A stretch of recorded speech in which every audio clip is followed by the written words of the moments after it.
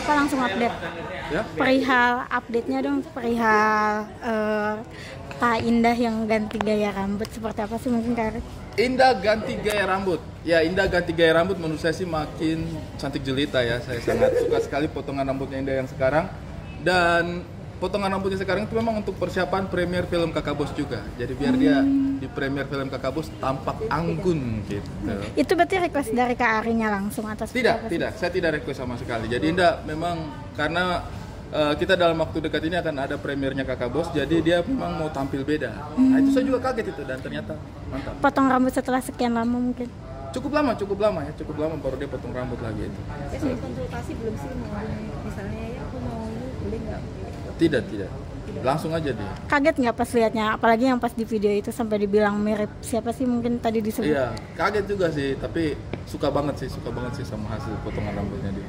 Iya, sampai dibilang sama Lady siapa ya? Iya, sama Lady Diana. Karena kan dia suka nonton film Lady. Dia suka lah profilnya Lady Diana. Iya. Ada mirip-miripnya memang. Lebih seneng rambut pendek atau panjang? Lebih senang Indah rambut pendek atau rambut panjang? Lebih senang kalau dia bahagia. Jadi manapun yang bikin dia bahagia, itu juga bikin saya senang. Artinya untuk penampilan atau apapun tidak begitu Terserah penting dia, gitu ya? mana yang bikin hatinya nyaman. Nah sekarang seperti apa sih mungkin untuk kegiatannya sendiri dari Kak Ari, untuk kesibukannya bagaimana? Ya sekarang sih lagi promo film Kakak Bos ya. Ini yang nanti kan tayang tanggal 29 Agustus. Jadi ya kunjungan juga, media visit ya. Jadi sama mungkin menyelesaikan beberapa editing akhirnya Kakak Bos sih. Tapi selebihnya sih lagi sibuk promo saja.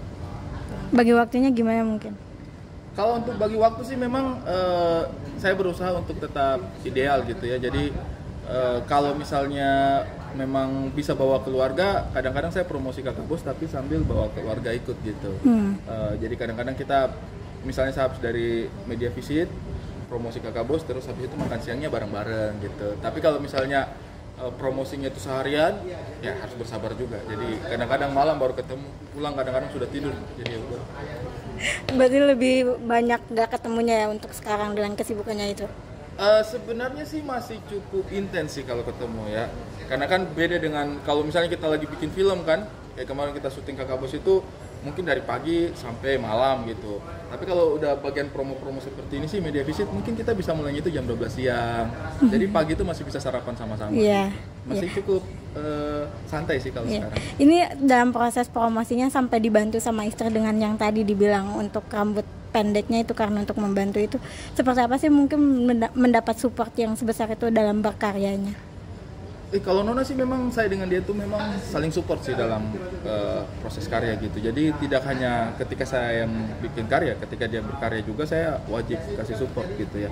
Nah kalau dalam untuk film Kakak Bos ini itu bukan hanya pas promo, dari persiapan juga memang Indah sudah support sekali. Kadang-kadang saya kalau nulisin yang lucu di Kakak Bos gitu terus saya rasa menarik ini, saya kasih ke dia dulu. Nanti kalau dia suka, berarti saya makin percaya diri gitu. Banyak part-part yang menurutku menarik ketika saya tulis di film Kakak Bos, itu saya justru penilai pertamanya itu Indah gitu. Okay. Kayaknya sedikit beda kalau dalam rumah tangga kegiatannya seperti apa sih kalau ada suami yang KDRT kepada istri? Kalau ada suami yang KDRT kepada istri seperti apa sih? Ada rasa prihatin kayaknya. Tapi kalau menurut saya sih tempuh jalur hukum aja lah ya. Tempuh jalur hukum. Perlu nggak sih istri curcol di medsos ketika dia di KDRT ke suami? Dia KDRT ke suami? Ya mungkin perlu juga sih karena siapa tahu itu bisa membangun awareness-nya orang banyak terhadap kondisinya dia kan, biar kita saling perhatian. Sudah. Supportnya buat Kak Cut Intan nih, mantan atlet Anggar yang di KDRT oleh suami. Oh, iya prihatin sekali ya. Mudah-mudahan kasusnya bisa terselesaikan. Mungkin alangkah baiknya bisa lewat jalur hukum kalau menurut saya ya, karena kadang-kadang memang perempuan seringkali ditekan gitu untuk bisa lebih bersabar, lebih ibaratnya menerima keadaan. Kayaknya sistem kita masih belum terlalu berpihak lah sama kondisi perempuan ketika terjadi kasus-kasus seperti ini. Jadi kalau untuk saya pribadi sih mungkin sejauh ini paling mungkin hanya bisa mengirimkan doa dan support secara moral aja, tapi bagi saya sih kasus KDRT sih harus disikapi secara serius ya, karena kadang-kadang justru karena lalai dan lain sebagainya, kasus yang tadinya udahlah itu masalah rumah tangga, justru kadang-kadang bisa berakhir lebih fatal dari apa yang kita bayangkan gitu kan. Jangan ibaratnya kita itu kadang-kadang kalau orang sayang-sayangan kita mau urus, tapi kalau orang lagi disakitin, lagi dipukulin, kadang kita jangan ikut campur, itu urusan keluarga gitu. Urusan yang senang-senang kita pengen ikut campur, tapi urusan yang butuh perhatian kadang-kadang kita tidak mau ikut campur. Jadi mungkin juga pesan untuk teman-teman di luar sana, kalau ada terjadi kasus KDRT di sekitar kita, setidaknya kita juga mawas diri untuk memberi perhatian. Penting sih untuk saya menyikapi hal seperti ini. Kak Ari, sedikit dong 3 fun fact Kak Ari yang orang nggak tahu. 3 fun fact tentang saya yang mungkin orang tidak tahu. Misalnya kayak dapat inspirasi, biasanya kayak ngelakuin apa, ada kebiasaan-kebiasaan unik Kak Ari. Oke. 3 fun fact tentang saya. Waktu saya tulis film Kakak Bos, saya tidak tahu kalau nama Martha yang saya tulis di karakter itu ternyata adalah juga istrinya Kakak Godfred di kehidupan nyata.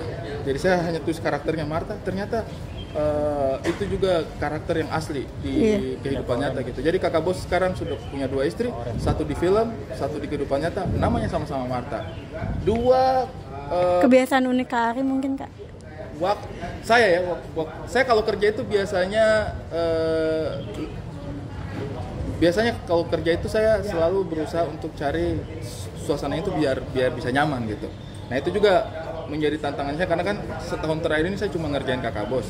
Jadi bagaimana caranya supaya saya dengan teman-teman yang timur ini ketika berkarya itu bisa dapat moodnya sama-sama. Nah itu untuk saya itu tidak gampang gitu. Jadi kayak jaga mereka punya ini syuting paling pelik yang pernah saya rasakan gitu. Nah karena saya terbiasa syuting di tempat yang nyaman, jadi saya juga berusaha menciptakan tempat yang nyaman untuk mereka gitu. Cara jaga moodnya gimana tuh Kak Ari? Wah itu urus anak-anak itu susah sekali ya. Maksudnya kadang-kadang kita baru cut sebentar, tiba-tiba orangnya sudah hilang kemana gitu, karena kebiasaan untuk santai gitu ya. Jadi saya tetap mencoba mengerti dan memberi ruang aja untuk mereka. Atau jadi mungkin disogok dengan makanan atau gimana gitu? Tidak, kadang-kadang saya nyamperin. Saya nyamperin. Jadi saya suka bujuk-bujuk, kakak satu shot lagi dulu. Sorry bilang dari tadi. Gitu. Jadi memang pendekatannya lebih personal aja, karena saya juga bahagialah kerja sama saudara-saudara seperti itu. Kalau yang ketiga sih mungkin yang orang harus tahu dengan saya itu orangnya kurang percaya diri. Saya itu insecure banget. Jarang banget karya saya itu, kalau kalian lihat di sosial media, jarang banget saya itu menonjolkan saya bikin ini tuh. Tapi khusus untuk film Kakak Bos saya percaya diri sekali. Jadi kenapa tuh mungkin akhirnya ada? Saya selama ini karena saya lihat filmnya sangat bagus sekali. Saya tidak pernah, kalau kalian boleh cek saya punya jejak digital, kapan saya terlalu excited dengan apa yang saya buat. Jarang. Saya itu orangnya agak-agak pesimis. Tapi untuk Kakak Bos saya sih optimis, pasti insya Allah teman-teman akan senang lihat. Titik baliknya apa sih mungkin akhirnya kayak sekarang menemukan untuk percaya diri ketika? Karena saya merasa saya membuat sesuatu yang saya tahu, yang Kakak Bos ini sesuatu yang saya pahami dan saya buat bersama-sama dengan teman-teman yang juga paham itu. Jadi ketika kita bicara soal Kakak Bos itu bukan hanya knowledge-nya saya, tapi knowledge-nya mereka juga setara gitu. Oke, makasih.